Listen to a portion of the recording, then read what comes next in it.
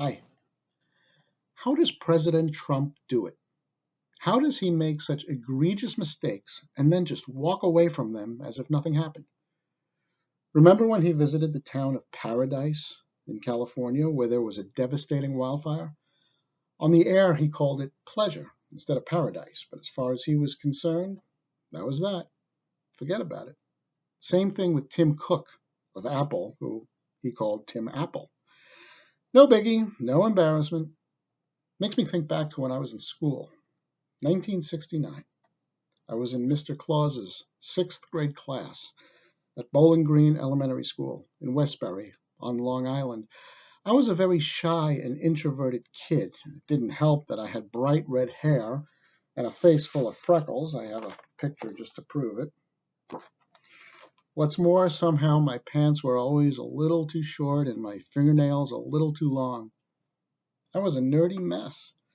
But then Mr. Claus decided to have a holiday party, and his idea was to let every student be in charge of one thing for the party: cupcakes, drinks, balloons, board games, music, to sort of give everyone a little spotlight of their own, even those of us who were red-headed, freckle-faced, nerdy messes. I had a great idea. My father was a technophile, the kind of guy who always had to be the first in the neighborhood with whatever new electronic gadget was out at the time.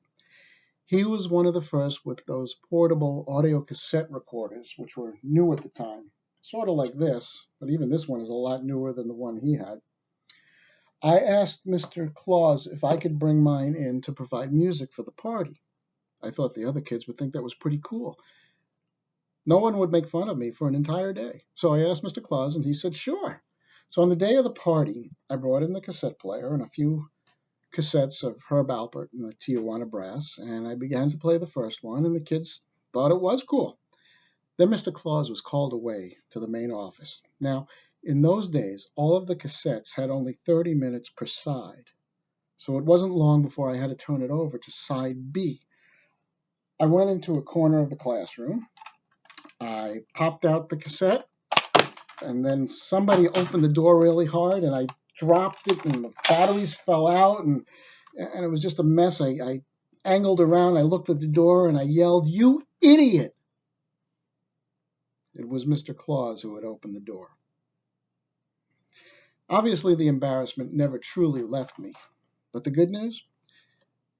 It gave me an appreciation for Mr. Trump's fortitude. In fact, I think of him whenever I think about this story, probably because I always feel like yelling out the same thing to Mr. Trump that I yelled out to Mr. Claus, and I'm not embarrassed to say that. I'm Joel Sandberg.